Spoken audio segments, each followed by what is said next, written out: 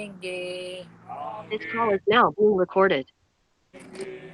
हिंदू राष्ट्र का गौरव वैभव, हिंदू राष्ट्र का गौरव वैभव लगती में प्रगटाएंगे,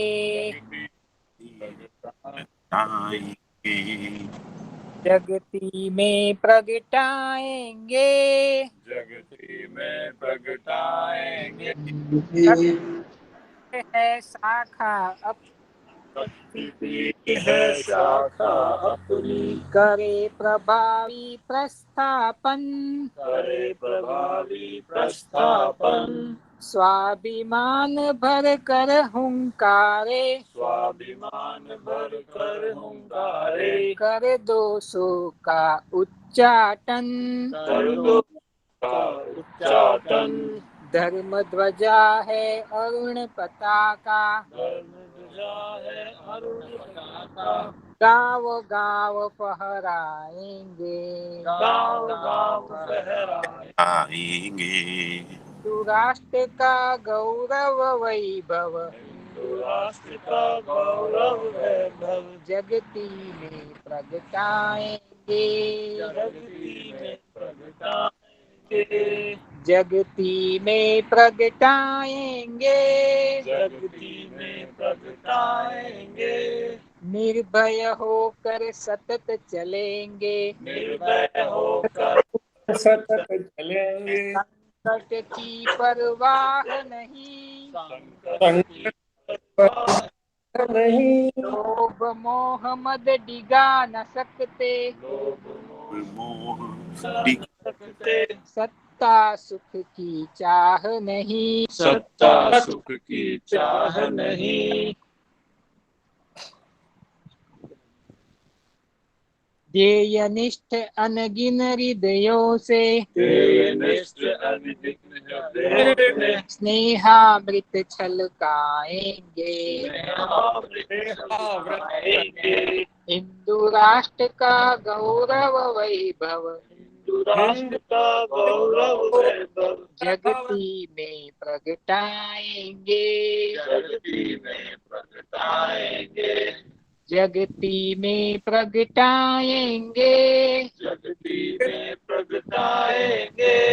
विजय वाहिनी संगठना की, विजय वाहिनी संगठना की, शंखनाद देता संदेश, शंखनाद देता संदेश, हिंदू फिर से जाग रहा है, हिंदू फिर से जाग रहा है, जाग रहा है निज परिवेश, जाग रहा है निज परिवेश, समरस सुखमय जन जीवन हो, समरस सुख जीवन हो, वह रचना विकसाएंगे, वह रचना विकसाएंगे। हिंदू राष्ट्र का गौरव वैभव, हिंदू राष्ट्र का गौरव वैभव, जगती में प्रगटाएंगे, जगती में प्रगटाएंगे, जगती में प्रगटाएंगे, ये प्रखर संकल्प हृदय में, जय प्रखर संकल्प हृदय में,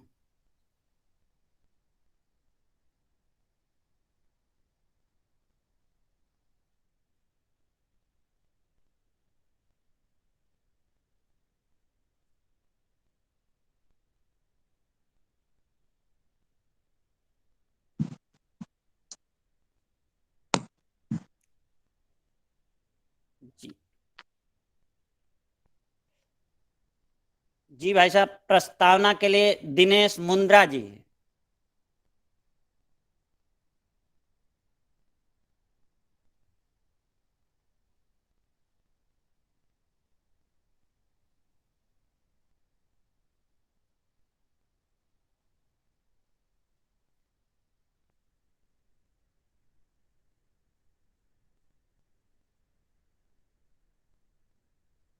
दिनेश जी भाई साहब अपना अनम्यूट करें। परम पूज्य भगवान माननीय संघ चालक जी, आदरणीय कार्यवाही उपस्थित स्वयंसेवकगण, सेविका भगिनीगण व अन्य सम्माननीय अतिथिगण, आज हम सनातन चैत्र नववर्ष का उत्सव मनाने जा रहे हैं। यह संघ का वर्ष प्रतिपदा उत्सव भी है। प्रतिवर्ष हम इसको प्रत्यक्ष रूप से मनाते आ रहे हैं, पर चूंकि अभी कोरोना काल चल रहा है, मानवीय दृष्टिकोण को ध्यान में रखकर हमने उसको ऑनलाइन मनाने का निश्चय किया है। वर्ष प्रतिपदा उत्सव का मतलब घर घर पर पताकाएं लहराएगी। भगवा पताकाएं जब लहराएगी तो हमारे आराध्य जय श्री राम जी का उद्घोष भी होगा। घर घर दीप जलेंगे, रंगोली सजेगी, नव चेतना का संचार होगा। हमारे इस समाज को प्रकाशित करने के लिए अनेकों दीप जले हैं। प्रकाश करने वाले उन अनेकों दीपों में एक दीप हमारे आद्य सरसंचालक जी डॉक्टर केशव बलिराम हेडगेवार जी का भी है, जिन्होंने राष्ट्रीय स्वयंसेवक की स्थापना की है और आज उनका जन्म दिवस भी है। यह हम सब के लिए गौरव का विषय भी है कि हमने उनके मार्गदर्शन में इतना बड़ा राष्ट्रीय स्वयंसेवक का एक संघ की स्थापना की है और आज भी उसको आगे बढ़ा रहे हैं और भविष्य में और आगे बढ़ाएंगे। हिंदू समाज के उत्थान के लिए अनेकों कार्य करेंगे। एक एक करके हम अनेक होते गए, अनेकों कंटकों को पार कर हम सभी उनके एकत्रित हिंदू समाज के सपने को साकार करने में लगे हैं। भव्य राम मंदिर का मार्ग प्रशस्त हो गया है। भव्य कृष्ण मंदिर का मार्ग भी प्रशस्त होगा। इस तरह आद्य सरसंचालक जी के नाम में आए केशव व राम दोनों शब्दों का सार्थकता बढ़ेगी। आज ही के दिन भगवान विष्णु ने अपना प्रथम अवतार लिया था। जगत पिता ब्रह्मा जी ने आज के दिन से सृष्टि की रचना शुरू की है। आज ही के दिन महाराजा विक्रमादित्य जो उज्जैन के सम्राट थे, उनका राज्याभिषेक हुआ और उनका जो राज्य था आज महाकाल उज्जैन की नगरी से लेकर के आज के वर्तमान रशिया तक था। दूसरा, विक्रम संवत की शुरुआत भी आज ही के दिन से हुई थी। वो विक्रम संवत जिनके पंचांग आज चल रहे हैं और आज हम उन पंचांगों के अंदर देख रहे हैं कि रशिया और यूक्रेन के युद्ध का वर्णन भी है। ये हमारी सनातन संस्कृति है, ये हमारी सनातन हिंदू समाज का महत्व है। हमको हमारे इस समाज पे गौरव होना चाहिए। और जो वर्ष प्रतिपदा और अन्य उत्सव जो हम मनाते हैं, ये बेसिकली हम समाज में समानता लाने के लिए, जाति पाति का भेद मिटाने के लिए, ऊंच नीच का भेद बटाने के लिए, समाज में समानता लाने के लिए मनाते हैं। और संघ के 6 प्रमुख उत्सवों में से यह वर्ष प्रतिपदा इसीलिए महत्वपूर्ण है और एक है। आज के दिन से ही भगवान भास्कर अपना तपबल और अधिक रूप से हमारी धरती मैया को प्रदान करेंगे। हमारी धरती मैया उनको संचय करेगी और आवश्यकता अनुसार भविष्य में विभिन्न वनस्पतियों को और पेड़ पौधों को प्रदान करेगी। आज के दिन से ही हमारे चैत्र नवरात्र प्रारंभ हुए, तो हमारी मातृशक्ति की आराधना का कार्यक्रम भी प्रारंभ हुआ। हमको आज जो विभिन्न प्रॉब्लम आ रही है समाज के अंदर, मातृशक्ति के ऊपर जो हमले हो रहे हैं, आक्रांता बढ़ रहे हैं, उन सब का भी हमको ध्यान करके मन में लक्ष्य बना करके कि ये सब आगे से नहीं हो, इन सब की हम चेतना मन में लावें और हिंदू समाज को आगे बढ़ावें। इसी भावनाओं के साथ जय मां भारती।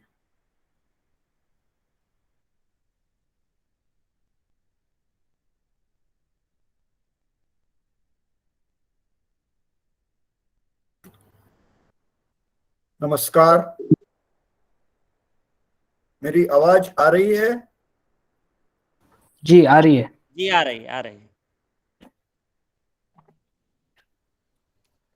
उपस्थित सभी को नववर्ष की शुभकामनाएं। अपने उत्सव के क्रम में एक विशेष दायित्व मुझे दिया गया है, उसको निर्वहन कर रहा हूं। हम सब जानते हैं कि संघ में हम सब स्वयंसेवक हैं कार्य की रचना और सुचारू आयोजन के लिए कुछ अलग अलग प्रकार के दायित्व निभाते हैं। समय समय पर स्वयंसेवकों को ऐसा दायित्व दिया जाता है और उसकी घोषणा, जानकारी सबको दी जाती है। बहुत वर्षों से एक परंपरा है कि वर्ष प्रतिपदा के दिन सामान्यतः इस प्रकार की जानकारी दी जाती है। इसी क्रम में अपने सभी कार्यकर्ताओं से विचार विमर्श करते हुए एक जो दायित्व की जानकारी सबको देने के लिए कहा है वो मैं आपको दे रहा हूं। हम सब जानते हैं कि बहुत वर्षों से थाईलैंड देश के माननीय संघ चालक इस रूप में माननीय विजय जी शर्मा अपना कार्यभार दायित्व देख रहे हैं। मैं प्रयास कर रहा था, अभी शायद जुड़े हैं क्या, परंतु किसी कारण जुड़े हैं नहीं जुड़े हैं ध्यान में नहीं आ पाया, इसलिए वो उपस्थित है क्या ध्यान नहीं है, परंतु हम सब उनसे परिचित है कि माननीय विजय जी शर्मा ये थाई देश के संघ चालक इस प्रकार का दायित्व निर्वहन करते हैं। कुछ दिनों से उनकी कार्यकर्ताओं की चर्चा, बीच बीच में विचार विमर्श होते रहा और जैसे अपने काम की पद्धति है कि समय समय पर इस प्रकार का दायित्व में भी बदल होता है, तो अभी थाई देश के संघ चालक इस रूप में श्री नवीन जी शर्मा, संयोग से जो विजय जी के सुपुत्र है, मूल जलंधर में लगभग पिछले 40 साल के पहले यानी उनकी शिशु अवस्था में स्वयंसेवक बने, वहीं भारत में वहां की शाखा का मुख्य शिक्षक का दायित्व निर्वहन किया, भारत में रहते हुए प्रथम वर्ष की शिक्षा ली और थाईलैंड में आने पर भी अलग अलग प्रकार से अपने काम के लिए सहायता कर रहे हैं। पिछले साल से अपने कार्यकारिणी के सदस्य है, खुद का निजी व्यवसाय है कपड़े का। ऐसे श्री नवीन जी शर्मा अब इसके बाद में थाई देश के संघ चालक इस रूप में दायित्व निर्वहन करेंगे। मुझे ये कहने की आवश्यकता लगती नहीं, लेकिन सबके मन में जो है वो फिर से दोहराता हूं। कई वर्षों से माननीय विजय जी ने हमें मार्गदर्शन किया है, अपना दायित्व परिश्रम से निभाया है, आगे भी वो अपना योगदान संघ कार्य में देते रहेंगे, यह कहने की आवश्यकता नहीं है। हम सब स्वयंसेवक रूप में ये भली भांति जानते हैं। इसलिए एक बार फिर से, क्योंकि यह हम ऑनलाइन माध्यम से है, एक आध बार आवाज कम ज्यादा हो जाती है, तो थाई देश के संघ चालक इस रूप में श्री नवीन जी शर्मा आगे काम करेंगे। ये जानकारी के लिए अभी के कार्यक्रम के क्रम में मुझे जो दायित्व दिया था वो मैं दे रहा हूं, बाकी आगे का कार्यक्रम चलते रहेगा। इस निमित्त माननीय विजय जी, माननीय नवीन जी, माननीय सुशील जी और सभी स्वयंसेवकों को वर्ष प्रतिपदा की शुभकामनाएं, मंगल कामनाएं। धन्यवाद। माननीय संघ चालक जी एचएचएस थाईलैंड के कार्यवाह की घोषणा करेंगे।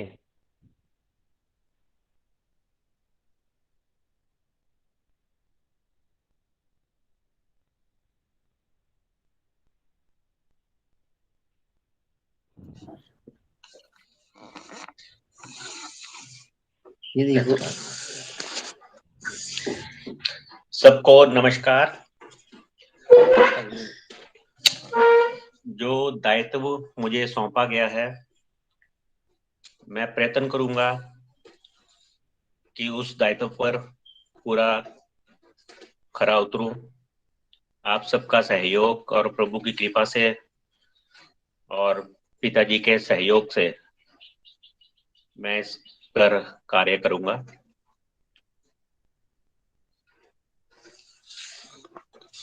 और आगे जो हम लोग काम करने वाले हैं, कार्यवाह के रूप में आशीष जी हैं। आशीष जी आगे का कार्य सारे बताएंगे।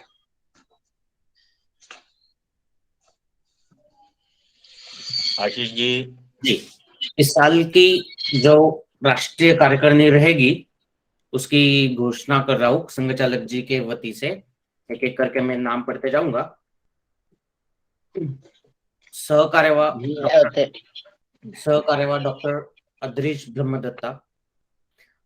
अपने कार्य का विस्तार और दृढ़ीकरण दोनों को देखते हुए इस साल हमें 2 सहकार्यवाह की जरूरत है, इसलिए और एक सहकार्यवाह रहेंगे इस साल। अपने थाईलैंड देश के लिए 2 सहकार्यवाह है।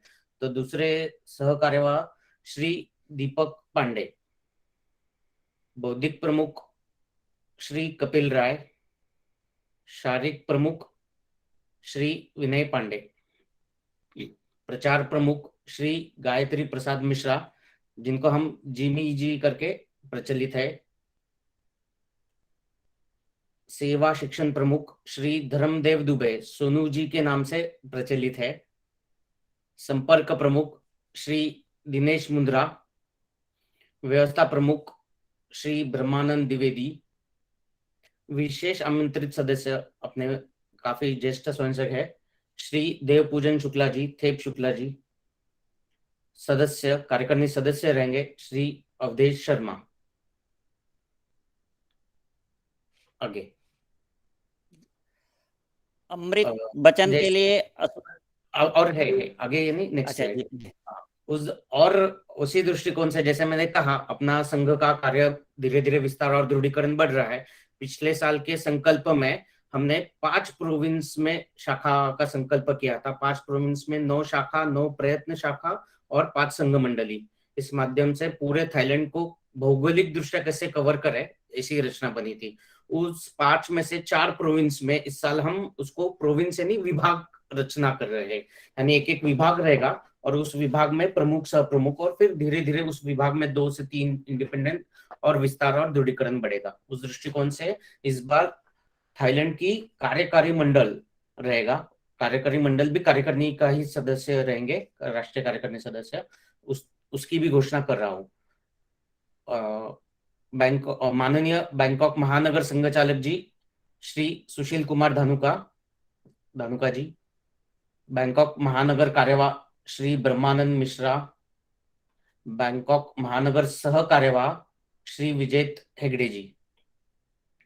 फिर उसके बाद और एक प्रोविंस जहाँ पे पुराना काम है, इस बार उसको प्रोविंस या विभाग स्तर रहेगा। नंथाबुरी है, नंथाबुरी विभाग प्रमुख रहेंगे श्री अवधेश यादव, सह प्रमुख शैलेश त्रिपाठी। राजबुरी, जिसको रचतबुरी भी कहते हैं यहाँ के लोकल टर्म्स में, तो वहां के प्रोविंस प्रमुख या विभाग प्रमुख रहेंगे श्री पृथ्वीपाल सिंह, जिनको गुड्डू जी करके ज्यादा करके पहचानते हैं, हम सब लोग प्रचलित है उस नाम से।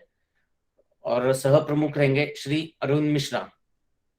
उसके बाद चौनबुरी विभाग या प्रोविंस, जिसमें पटाया और बाकी का सब परिसर आता है, उसके विभाग प्रमुख रहेंगे श्री देव सिंह जी और सह प्रमुख रहेंगे श्री नीलेश कोष्टी। सबको अपने आगे के कार्य के लिए शुभकामनाएं।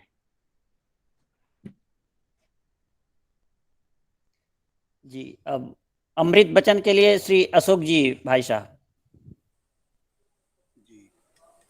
परम पूजनीय डॉक्टर जी के कष्टपूर्ण परिश्रमी एवं कर्मठ जीवन से सर्वसाधारण व्यक्ति को एक आशादायी संदेश मिलता है। दरिद्रता, परिस्थितिहीनता, बड़ों की उदासीनता, परिस्थिति की प्रतिकूलता, पग पग पर बाधाएं, विरोध, उपेक्षा, उपहास आदि के कट अनुभव के साथ साथ स्वीकृत कार्य की पूर्ति के लिए आवश्यक साधनों का अत्यंत अभाव आदि कितनी ही कठिनाइयां मार्ग में आवे तो भी अपने कार्य के साथ तन्मय होकर मुक्त संजोग हानवादी इस वृत्ति से सुख दुख, मान अपमान, यश अपयश आदि किसी भी की चिंता न करते हुए यदि कोई प्रयत्नरत रहेगा तो अवश्य ही सफलता मिलेगी।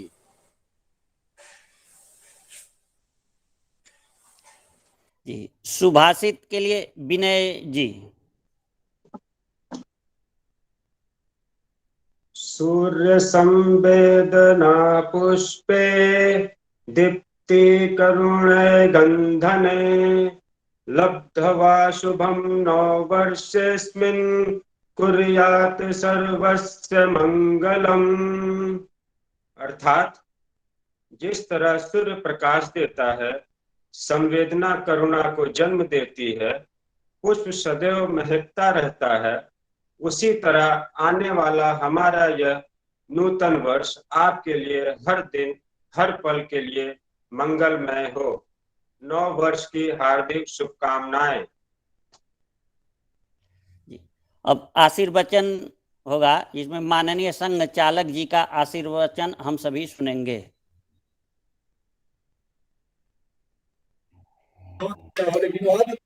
आशीष भाई साहब जी, आवाज नहीं सुनाई। जी, आशीर्वचन माननीय संघ चालक जी का आशीर्वचन हम सभी सुनेंगे।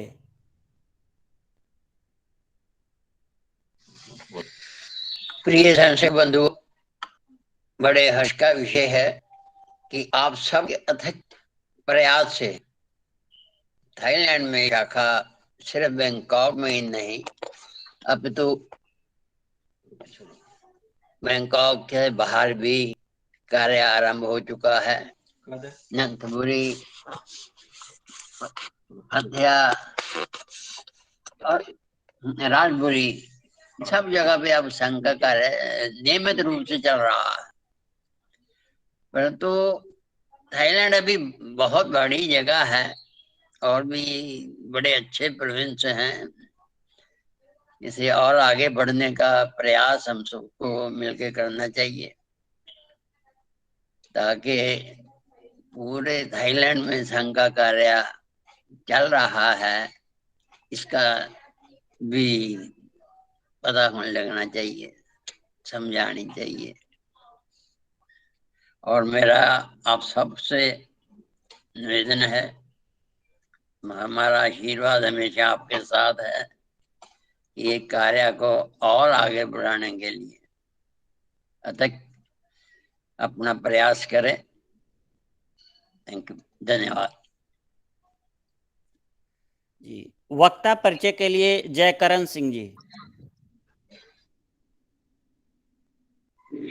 इस चैत्र प्रतिपदा पुनीत उत्सव में जुड़े हुए समस्त स्वयं सेवक बंधुगण, आज के मुख्य वक्ता माननीय श्री अनिल वर्तक जी हैं। आपका मूल निवास स्थान महाराष्ट्र मुंबई शहर के कल्याण में है। आपकी शैक्षणिक योग्यता आईआईटी मुंबई से इलेक्ट्रिकल इंजीनियरिंग में एमटेक किया है। आपने मुंबई, गोवा, लातूर, नासिक में प्रचारक रहे हैं। आप 2007 से विश्व विभाग का दायित्व निर्वहन करते हुए एवं वर्तमान में दिल्ली कार्यालय के कार्य का निर्वहन कर रहे हैं। वर्तमान में 2018 से विश्व विभाग के सह संयोजक का दायित्व संभाल रहे हैं। आपने विश्व के कई देशों में प्रवास किया है, जिसमें UK, Kenya, Thailand, Sri Lanka, Myanmar आदि हैं, जिसमें थाईलैंड का प्रवास प्रमुख रहा है। इसलिए थाईलैंड के सभी स्वयंसेवक बंधु आपसे चिर परिचित हैं। अभी एकल गीत और उसके बाद मुख्य वक्ता के द्वारा बौद्धिक होगा। धन्यवाद। एकल गीत के लिए अर्चना जी, और एकल गीत के बाद माननीय अनिल वर्तक जी का बौद्धिक रहेगा।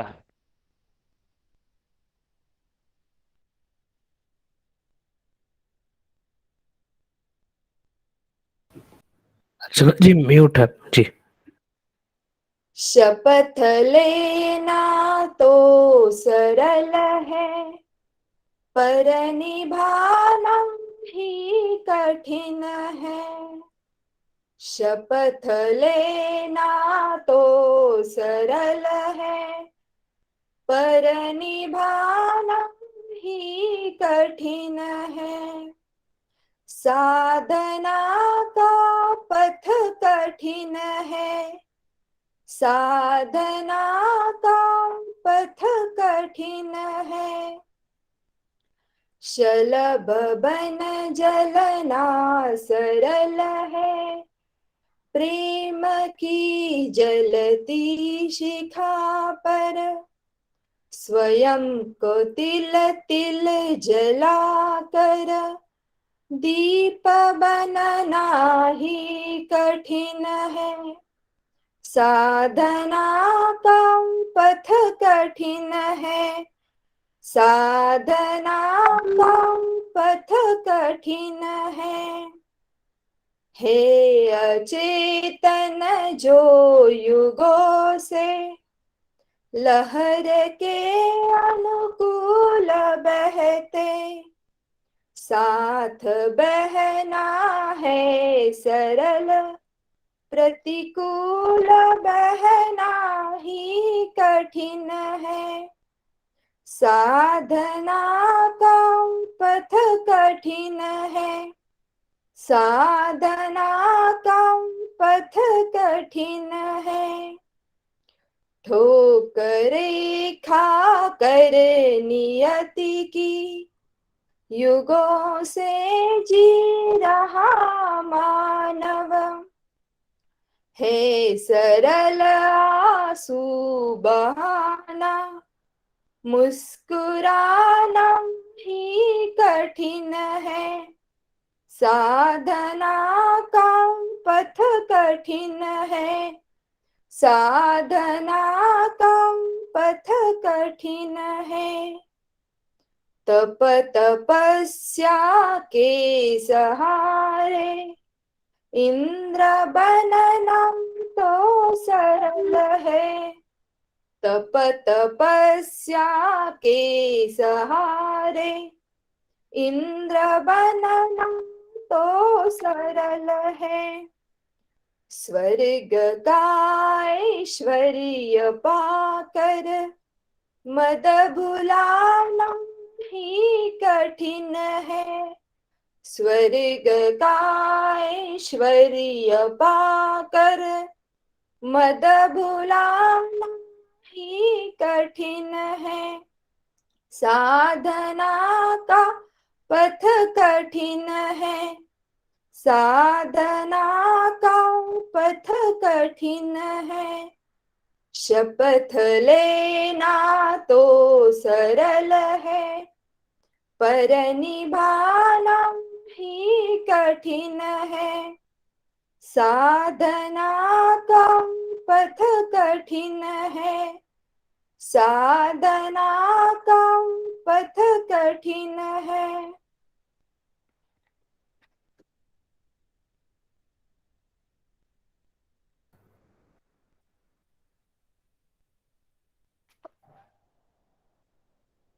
नमस्कार, मेरी आवाज आ रही है? जी जी आ रही है, आ रही है। आ रही है। माननीय संघ चालक श्रीमान नवीन जी, बैंकॉक महानगर के माननीय संघ चालक श्रीमान सुशील जी, श्रीमान विजय जी शर्मा, अन्य उपस्थित अधिकारी, स्वयंसेवक बंधु तथा सेविका भगिनी को इस नववर्ष के निमित्त हार्दिक शुभकामनाएं।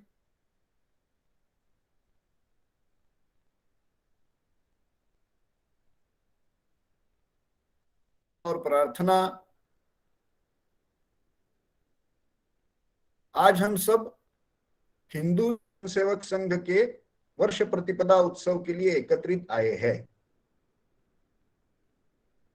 उसमें और एक भाग जो प्रायः हर वर्ष होता है वह भी जुड़ा है कि अपने काम की दृष्टि से जो रचना की जाती है, संगठन की रचना की जाती है,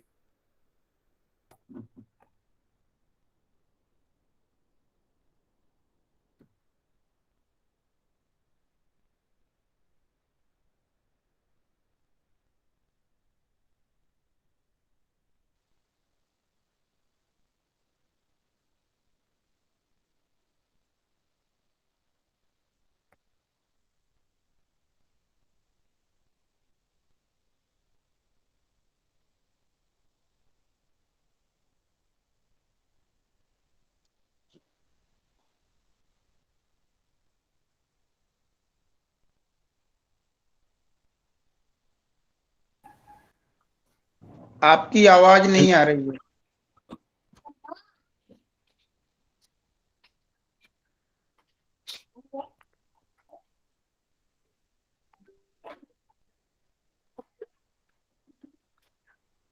नमस्कार, अभी आवाज आ रही है क्या? जी हाँ जी भाई साहब। जी हाँ, बीच में कुछ कनेक्शन संपर्क टूट गया था, दोबारा दोहराता हूं। वर्ष प्रतिपदा के मंगल कामना के बाद आज हमने कुछ अपने संगठनात्मक दायित्व के बारे में भी जानकारी ली। संघ में ये काम की रचना के लिए दायित्व होते हैं, इसीलिए बहुत संक्षेप में कहना है तो इसका नाम दायित्व है, पद नहीं है। अर्थ सबके ध्यान में आया होगा। एक और सबसे विनंती कर रहा हूं, पूजनीय श्री गुरुजी का एक बौद्धिक वर्ग है, वह बौद्धिक वर्ग उपलब्ध भी है, ऑनलाइन भी उपलब्ध है। उसका शीर्षक जिन्होंने दिया, उन्होंने यह शीर्षक दिया, मैं एक सामान्य स्वयंसेवक। अब वो शीर्षक भी थोड़ा सा विचित्र है, क्योंकि हम सबकी पहचान एक स्वयंसेवक के रूप में है, तो फिर उसमें सामान्य क्या होता है? परंतु एक कहने की बोलचाल की पद्धति होती है, उसमें कई बार ऐसा लगता है कि आप क्या है, तो मैं तो एक सामान्य स्वयंसेवक हूं। तो उस सारे बौद्धिक वर्ग में पूजनीय श्री गुरु जी ने स्वयंसेवक, उसका दायित्व, वो क्या करता है, संघ में उसका महत्व, इसके बारे में वर्णन किया है। हम सब अवश्य उसको पढ़े। हम सबका परिचय एक स्वयंसेवक के रूप में है, बाकी सारी रचनाएं अपने काम के सुचारू नियोजन के लिए होती है, और हम सब अपने अपने पास जो काम आता है उसका निर्वहन करते हैं। इसी परंपरा में ये सारा अपना काम चलता है और आगे भी चलता रहेगा। अपने प्रास्ताविक में वर्ष प्रतिपदा के बारे में अपने स्वयंसेवक ने एक जानकारी दी कि किस प्रकार से आज के दिवस का ऐतिहासिक, पौराणिक, सांस्कृतिक महत्व है, हिंदू कालगणना कितनी विशाल है, और उस विशाल कालगणना में एक वर्ष का आगे मार्गक्रमण, समय जैसे अपना मार्गक्रमण निश्चित रूप से करता है, उस रूप में यह एक नए वर्ष का प्रारंभ, इस रूप में इस घटना को देखते हैं। और इसलिए हर पूजा विधि में एक श्लोक का जो उच्चारण करते हैं, हम सब ने किया होगा कि हमारी कालगणना कब से शुरू होती है, तो वह उच्चारण करते हैं, अथ श्री ब्रह्मणे द्वितीय परार्धे श्वेतवारः कल्पे वैवस्वत मन्वंतरे अष्टाविंशति तमे कलियुगाब्दे। और फिर आगे जिस स्थान पे वो कार्यक्रम कर रहे हैं, जिस वर्ष में कर रहे हैं, उसका वर्णन होता है। तो इतनी अपनी संस्कृति प्राचीन है, उसमें युगों का, महायुगों का, मनवंतरों का, कल्प का वर्णन है, और उसको ब्रह्मा के दिवस से जोड़ा है। उसके पूरे वर्णन में अभी नहीं जा रहा हूं। और हम सब अपने अपने स्थान पर अलग अलग देशों में इस प्रकार की हिंदू संस्कृति का जतन करना, संवर्धन करना, प्रसार करना, इस कार्य में जुड़े हुए हैं। आज के दिन का यानी वर्ष प्रतिपदा का और एक महत्व है। यह सारा काम जिन्होंने शुरू किया, यह काम ऐसा कहते समय मेरा उल्लेख है, भारत में राष्ट्रीय स्वयंसेवक संघ की स्थापना जिन्होंने की, ऐसे डॉक्टर केशव बलिराम हेडगेवार जी का भी यह जन्म दिवस है। संघ में जयंती, जन्म दिवस, इस प्रकार से कोई उत्सव, उसके लिए कोई विशेष कार्यक्रम ऐसे नहीं करते, परंतु डॉक्टर जी के बारे में सभी स्वयंसेवकों के मन में एक आदर की, श्रद्धा की, प्रेरणा की जो भावना है, क्योंकि उन्होंने इस प्रकार का मार्ग दिखाया है। इस कारण संघ में यह पद्धति है कि वर्ष प्रतिपदा उत्सव के पूर्व यानी ध्वजारोहण के पूर्व आद्य सरसंघ चालक प्रणाम, इस रूप की एक प्रणाम दिया जाता है, जो डॉक्टर जी को स्मृति को एक अभिवादन, नमन के रूप में होता है। और एक बार मैं एक विनंती करूंगा कि एक पुस्तक है, पूजनीय श्री गुरु जी के विचारों का संकलन है, उसका नाम है बंच ऑफ थॉट्स या विचार नवनीत। उसमें के चैप्टर्स है, खंड है, उसमें एक हमारा आदर्श इस प्रकार का एक प्रकरण है जिसके बारे में पूजनीय गुरुजी ने डॉक्टर जी का वर्णन किया है। हम सब अवश्य उस प्रकरण को पढ़े तो उनकी क्या विशेषताएं थी ये धीरे धीरे ध्यान में आएगी।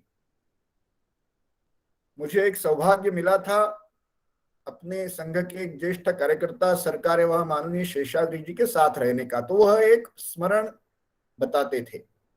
वो जब सरकार एवं बने, नागपुर गए, तब उन्होंने कहा कि एक वृद्ध व्यक्ति, पुराना स्वयंसेवक, किसी ग्रामीण क्षेत्र का रहने वाला, एक दिन रात को उनको नागपुर कार्यालय में मिलने आया।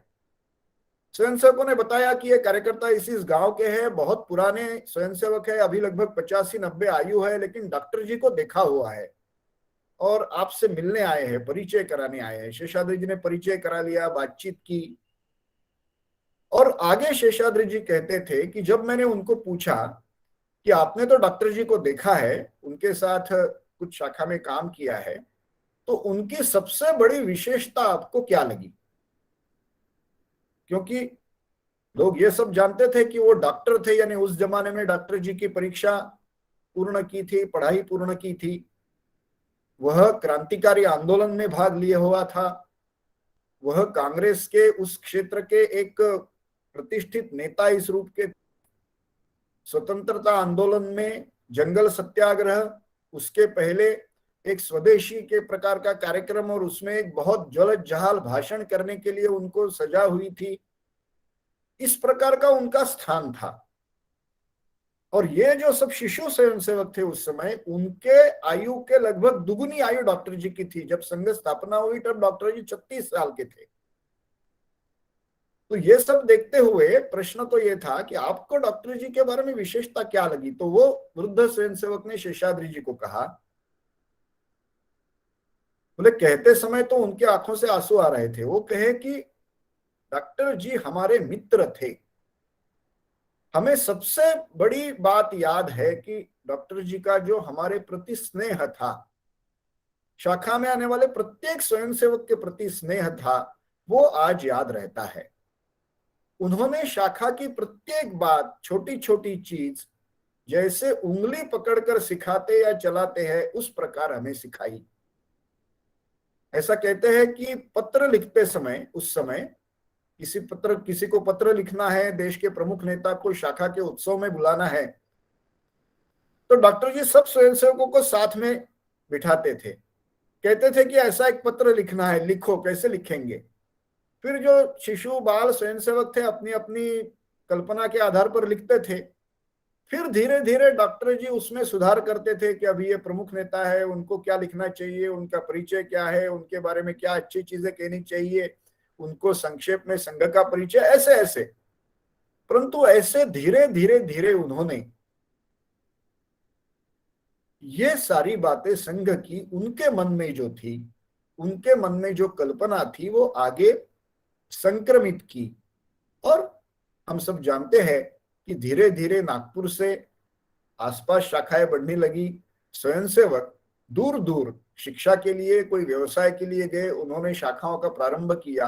और इसी क्रम में आज भारत भर में संघ शाखाओं का, संघ कार्य का एक विशाल वटवृक्ष फैला हुआ है। कई बार ऐसा पूछते हैं कि ये सब करने की प्रेरणा क्या है, क्यों करते हैं ये? क्योंकि ऐसे जब उत्सव करते हैं, काम करते हैं, बड़े बड़े कार्यक्रम करते हैं, बहुत परिश्रम करते हैं, तो एक आध बार मन में तो प्रश्न आता है, कुछ छोटी मोटी चीजें भी होती है, कुछ सुनना पड़ता है, कुछ कहना पड़ता है, तो बाद में मन में आता है कि ये सब क्यों करना। तो ऐसा ही प्रश्न भारत के एक बहुत ज्येष्ठ स्वतंत्रता सेनानी थे जयप्रकाश नारायण जी। आपातकाल में जो सारा संघ के स्वयंसेवकों ने काम किया, उसके कारण संघ के नजदीक आ गए। पहले तो विरोधी थे लगभग, तो एक संघ के शीत शिविर में आ गए। मुझे संघ देखना है, कार्यक्रम देखना है। शीत शिविर देखा, जिसमें स्वयंसेवक गणवेश में काम कर रहे थे, सुबह उठ करके शारीरिक कर रहे थे, टेंट जिस प्रकार रहते हैं कड़े सर्दी में, उसमें रहते थे, जो भोजन वहां होता था उस प्रकार का भोजन करते थे। तो उन्होंने पूछा कि मैंने कई वर्ष समाज सेवा का काम किया है, सामाजिक काम किया है, लेकिन मुझे आज ये सब देखकर कुछ प्रश्न है। ये जो गणवेश मैं देख रहा हूं आप सब ने पहना हुआ है, ये गणवेश आपको किसने दिया है? मैंने कहा किसी ने दिया नहीं, हमने खुद ने अपने आप बनाया है, परिश्रम करके बनाया है। जिसकी स्थिति नहीं है, आर्थिक स्थिति, उसने भी अधिक परिश्रम करके अपना खुद का गणवेश बनाया है। आप यहाँ शहर से इतनी दूर आए हैं तो आपको लाने के लिए बसों की, ट्रकों की, ट्रैक्टर की व्यवस्था किसने की? तो बोले किसी ने नहीं की, हम अपना अपना शुल्क देकर टिकट निकाल कर आए हुए हैं। उन्होंने कहा कि मुझे आश्चर्य लगता है कि मैं भी सही साल समाज सेवा में हूं, लेकिन इस प्रकार आप अपना शुल्क देकर, अपना खुद का गणवेश देकर के यहाँ आए हैं, यहाँ शीत शिविर में रहते हैं। तो वो कहते थे, उसका वर्णन किए, टेंट कैसा रहता है? तो 5 स्टार टेंट रहता है। क्यों? क्योंकि पुराने टेंट है, उसमें कुछ छिद्र होते हैं जिससे तारे दिखते हैं, इसलिए उसको 5 स्टार कहते हैं। जो शीत शिविरों में दाल वगैरह बनती है वो कैसी बनती है? क्योंकि संख्या बढ़ती है, अंदाजा नहीं आता, तो बोले दाल ऐसी होती है कि खाने वाले खा ले, पीने वाले पी ले और नहाने वाले नहा ले। इस प्रकार की सारी व्यवस्था में भी आनंद से आप लोग रहते हैं, ये क्यों करते हैं? तो अब जयप्रकाश नारायण जी को क्या उत्तर देना। लेकिन एक स्वयंसेवक खड़ा हुआ, उन्होंने प्रश्न पूछा था, तो उन्होंने कहा कि मैं बौद्धिक वगैरह तो नहीं दे पाऊंगा आपको, आप विद्वान है, लेकिन हम ये जानते हैं कि हमारा देश प्राचीन है, हमारी संस्कृति प्राचीन है। ज्ञान, विज्ञान, कला, नृत्य, संगीत, चित्रकला, शिल्पकला, किसी भी विधा का नाम ले तो भारत उसमें अग्रणी था। दुनिया के लोग यहां पढ़ने आते थे।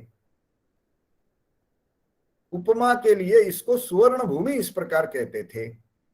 दुर्भाग्य से हमारे देश की आज इस प्रकार की स्थिति नहीं है, कई वर्षों की गुलामी रही।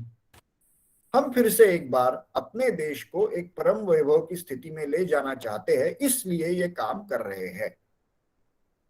जो सारा संघ का तत्वज्ञान है वो उस स्वयंसेवक ने 2 मिनट में बता दिया।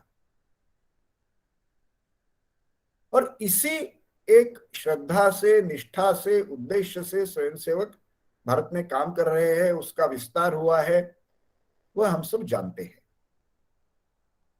इसके पीछे भावना है कि हम हिंदू समाज का संगठन करेंगे, हिंदू समाज का प्रत्येक व्यक्ति, प्रत्येक घटक ये मेरा बंधु है, भाई है, इस भावना से उसको साथ में लाएंगे और इस संगठित शक्ति के आधार पर हिंदू समाज की जो विशेषताएं हैं वो विशेषताओं के आधार पर एक अच्छा स्थान निर्माण करेंगे।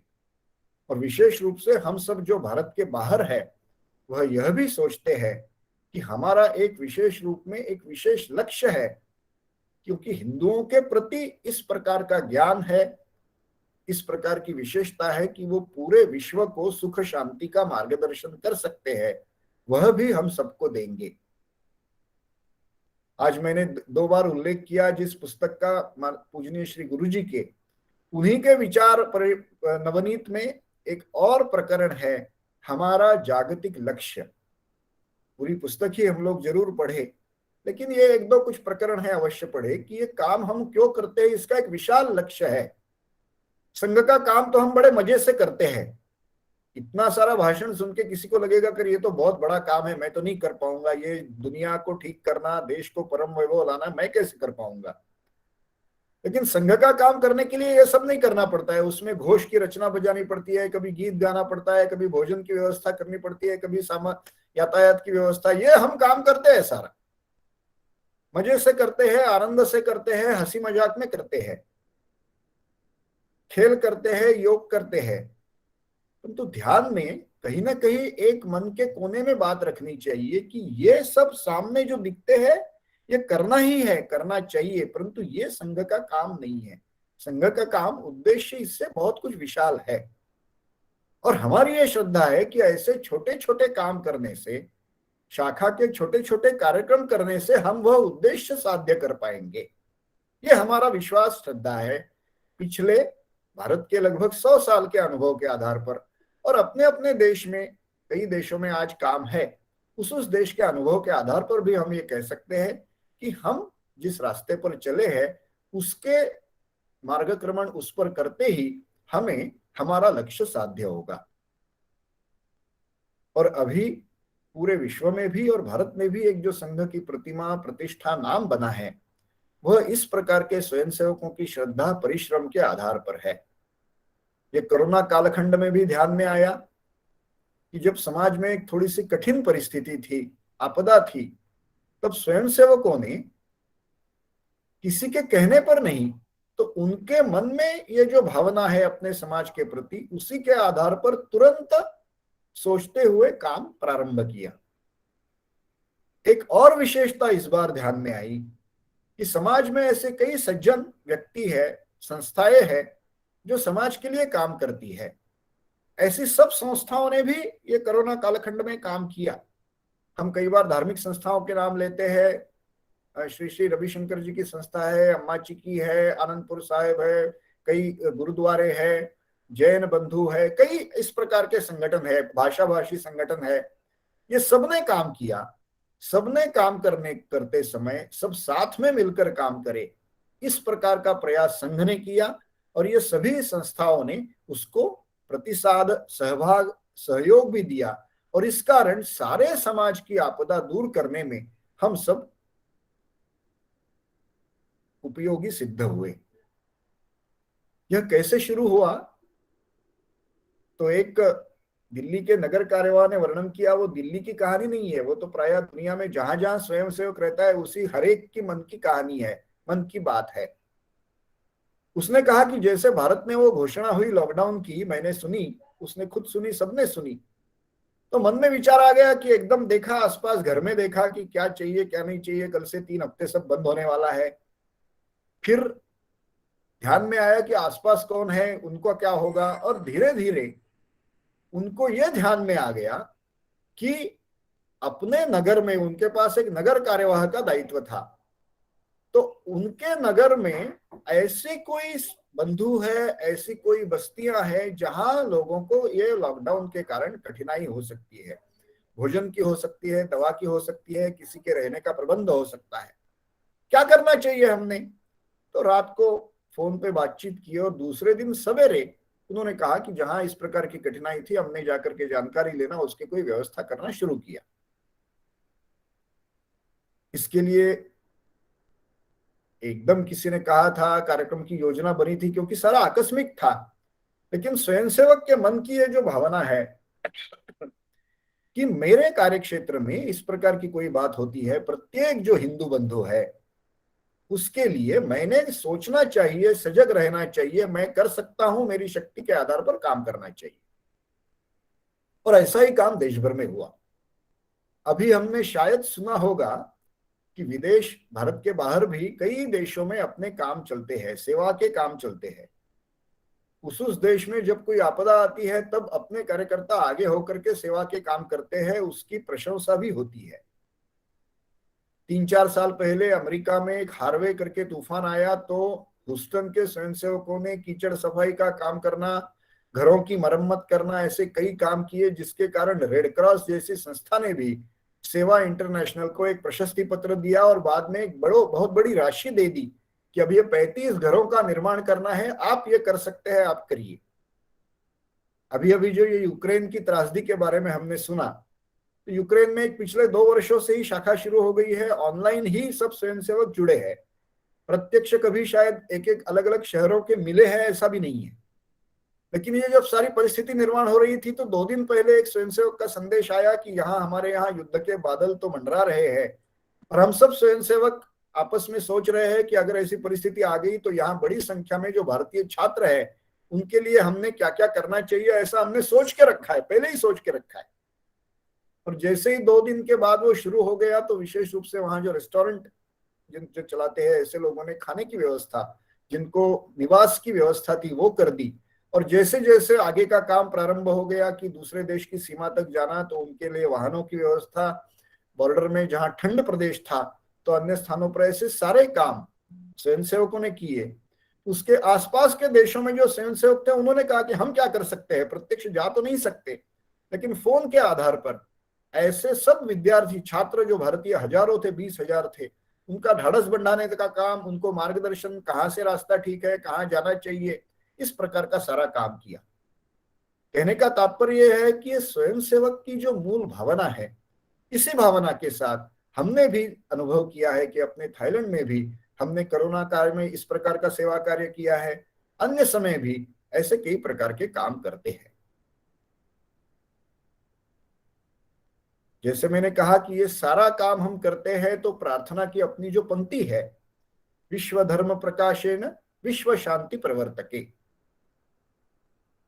कि हम हिंदू समाज के बहुत प्राचीन इस प्रकार के हमें जो एक सीख मिली है, कई विशेषताएं हमारी है, वह हम सबके सामने लेकर जाएंगे।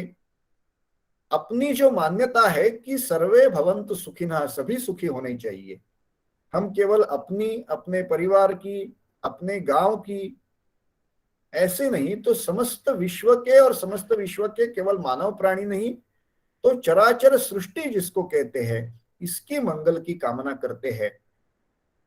यह पूरे विश्व में ले जाने के लिए जो एक शक्ति, सामर्थ्य चाहिए, वह हिंदू समाज के संगठन से होगा। इसलिए हिंदू संगठना कार्य, इस प्रकार का भी शब्द अपनी प्रार्थना में आता है। आज यह जो वर्ष प्रतिपदा का उत्सव है, इस निमित्त अपने इस सारे काम का एक बार स्मरण करते हुए, ये हमारा जो एक विशाल और जागतिक इस प्रकार का लक्ष्य है, उसको साध्य करने की हमारी जो कार्य पद्धति है, उस कार्य पद्धति में हिंदू संगठन संस्कार प्रदान करते हुए एक सच्चे हिंदू का निर्माण करना, उसको सबको साथ में लेकर काम करने का अभ्यास बनाने के लिए संगठन के ढांचे में डालना, और उसके आधार पर, सेवा के आधार पर इस प्रकार का काम करना, ऐसी अपनी जो पद्धति है उसमें। और एक बात हम कई बार कहते हैं कि आपका काम क्या है, तो आजकल छोटे छोटे शब्दों में वर्णन करना पड़ता है, तो कहते हैं संस्कार सेवा संगठन, या संस्कार सेवा संगठन और संपर्क। ये हमारे काम की त्रिसूत्री या 4 सूत्र है कि समाज के विभिन्न क्षेत्रों में जाकर के संपर्क करना, अपना काम बताना, उनको भी अपने साथ जोड़ना। जैसे जैसे हमारा काम बढ़ते जाएगा, इस हरेक काम के क्षेत्र में हम और अच्छी प्रगति, हम कहते हैं कि हम काम निश्चित योजना से करते हैं, धीमी गति से परंतु जल्दी करते हैं। अपने एक ज्येष्ठ प्रचारक थे, उनका नाम था दत्तोपंत जी ठेंगड़ी। वो हमेशा कहते थे कि काम कैसे करना चाहिए, तो अंग्रेजी में वर्णन करते थे हैसन स्लोली। हैसन का अर्थ है जल्दी करो, तो वो कहते थे जल्दी करो लेकिन स्लोली करो, धीमी गति से करो। इसका क्या अर्थ है? तो इसका अर्थ है कि जो कर रहे हैं सोच समझ के करे, पूरी शक्ति लगाकर करे और गति से करे। तो इस प्रकार की जो भावना है, इस प्रकार की अपनी जो कार्य पद्धति है, इस कार्य पद्धति को अपने मन में रखते हुए, उस पर मनन चिंतन करते हुए अपना अपना जो दायित्व है वह दायित्व निर्वहन करना, स्वयंसेवक इस रूप में अधिकाधिक समय देना, समाज के लिए काम करना, किसी अपेक्षा के बिना काम करना, और जो अपना एक संगठन का सूत्र है उस सूत्र में रहते हुए काम करना, यह हम सबका दायित्व है। कुछ विशेष शारीरिक बौद्धिक के दायित्व होते हैं, उस रूप में काम करना, हर एक ने सबके साथ मिलकर काम करना, इस प्रकार की एक जो विशेष कार्य पद्धति डॉक्टर साहब जी ने हमको दी थी, उनका स्मरण हम जब करेंगे तब एक बहुत आसानी से जो भी हमें लगता है कि कोई कठिनाई है, त्रासदी है, उसको पार करते हुए हम काम कर पाएंगे। इतना ही विश्वास मन में रखते हुए आज के इस उत्सव के दिन फिर से एक बार सभी उसको शुभकामनाएं देते हुए मेरा कथन समाप्त करता हूं। एक दूसरी बैठक है, इसलिए शायद विक्रय के पश्चात तुरंत डिस्कनेक्ट होना पड़ेगा। नमस्कार।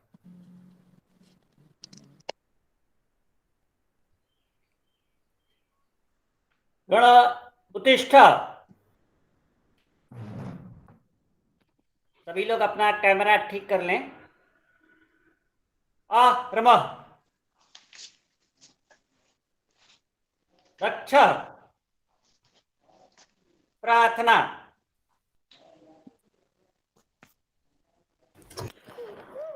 सर्वमंगल मांगल्यम सर्वमंगल मांगल्यम देवीं सर्वार्थसाधिकां देवीं शरण्यां सर्वभूतानां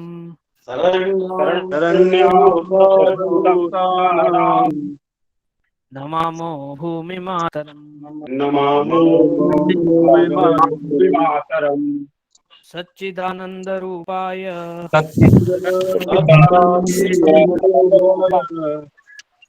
विश्वमङ्गलहेतवे विश्वधर्मैकमूलाय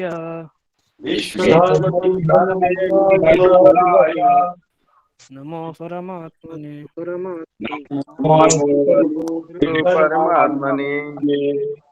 विश्वधर्म विकासार्थम प्रभो संघटिता वयम् शुभामाशीषमसमभ्यम्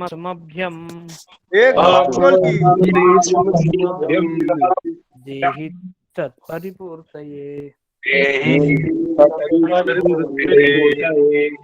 अजयमात्मसामर्थ्यम्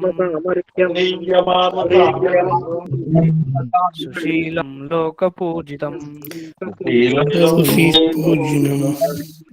ज्ञानं च देहि विश्वेश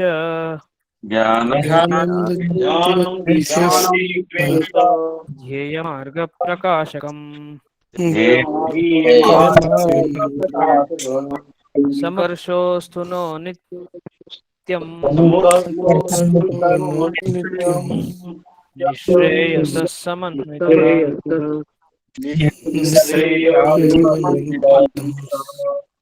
तत्साधकं व्रतवन्तः वीरमृतमुज्ज्वलम् विश्वधर्म प्रकाशेन विश्व शांति प्रवर्तके हिंदू संघटना कार्ये ध्येय निष्ठा स्थिरास्तु नः संघ शक्तिर्विजेत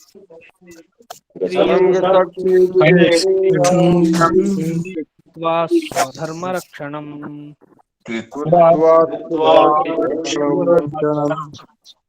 परमं वैभवं प्राप्तुम्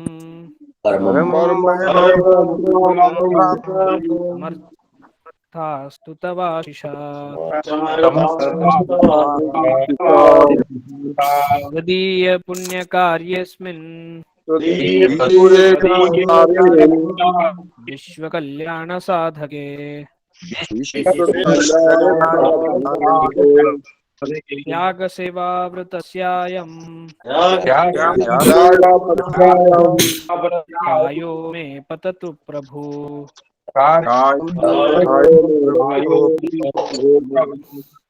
विश्व धर्म की है थाई देश की जय।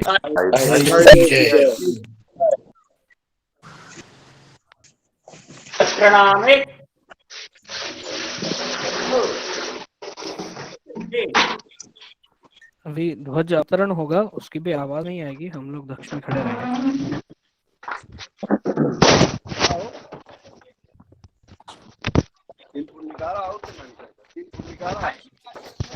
3 फीट निकाल 2.5 फीट मिला तो 2.5 फीट 3 फीट है वहाँ।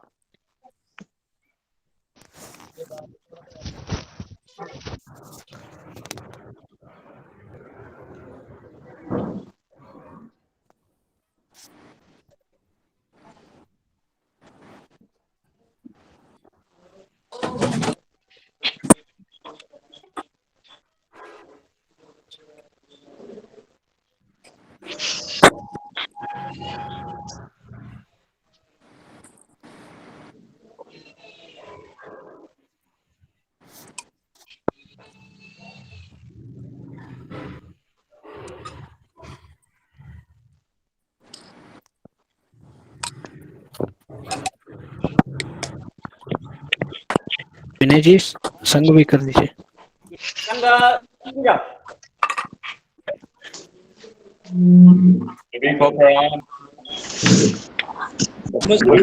प्रणाम। जय श्री राम। जय श्री राम। जय श्री राम। जय श्री राम। जय श्री राम। जय श्री राम। अनिल जी नमस्कार।